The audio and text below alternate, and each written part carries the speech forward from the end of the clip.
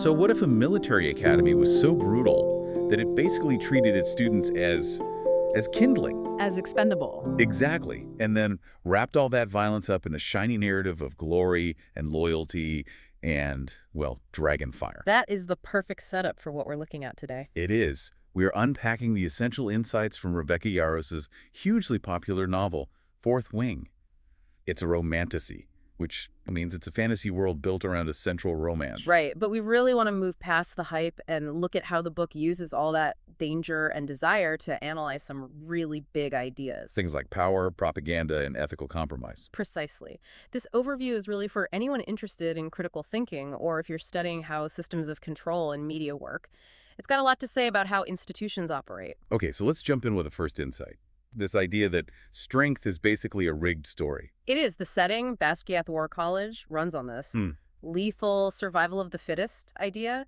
Cadets dying is just seen as acceptable collateral damage. Just part of the process of weeding out the weak. And that's where the protagonist, Violet Soaringale, comes in. She's the whole critique embodied in one person. She enters with a chronic physical condition, brittle bones. She's the exact opposite of the brute force this place worships. And yet, she survives things that kill her much stronger peers. But not by overpowering them physically. She does it through strategy, through her memory, and just sheer psychological toughness. But isn't strategy just another kind of strength? Is the book really getting away from that survival of the fittest model, or is it just sort of shifting the definition? That's the perfect question. Because the system isn't designed to reward her kind of strength. It's set up to reward physical dominance, which is easier to control. I see. So her survival completely dismantles the institution's core lie, that physical dominance equals worth. It proves the rhetoric is a justification for, well, systemic murder and inequality. It's a clear critique of things like ableism and the myth of meritocracy. So if the human system is completely rigged, we have to talk about the only unbiased judges in this world. The dragons. The dragons. Which brings us to their role as, like, moral barometers. They aren't just war machines. Not at all. They're sentient, they're political, and they choose writers based on character and integrity. They will, without hesitation, incinerate a candidate they see as unworthy or corrupt. They're like the ultimate lie detector. A lie detector with built-in napalm, yes.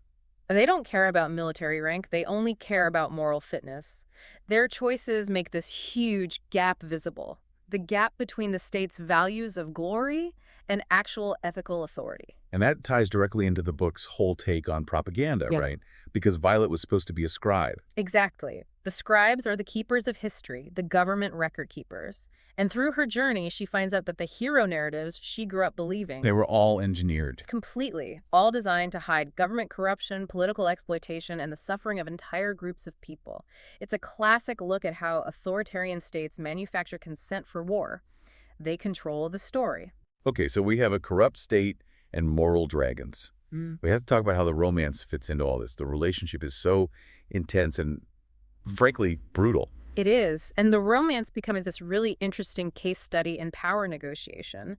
It's not happening in a vacuum. No, it's under layers of military hierarchy, surveillance, old political grudges. And past violence. The ethical question is huge. How do you build intimacy when the system you're in sees you both as expendable? It forces them to navigate these divided loyalties. So the desire is tied up in the danger. The romance really digs into questions of consent and trust, especially because her love interest is so deeply part of the very system she's learning to fight. Right. If you zoom out, the whole book is using this fantasy setting to explore how systems get people to agree to war and decide whose life is worth sacrificing. The key to survival isn't being strong, it's learning how to morally resist. So the argument is that any system selling violence as glory needs to be challenged. That brings us to a final thought for you to take away from all this. In the book, the dragons grant or withdraw legitimacy based on their own ethical standards, not on state rules. So the question for you is, in your own context, who or what plays the role of the dragon? What's the entity that has the power to withdraw legitimacy from leaders or institutions when they become corrupt? That's something worth mulling over.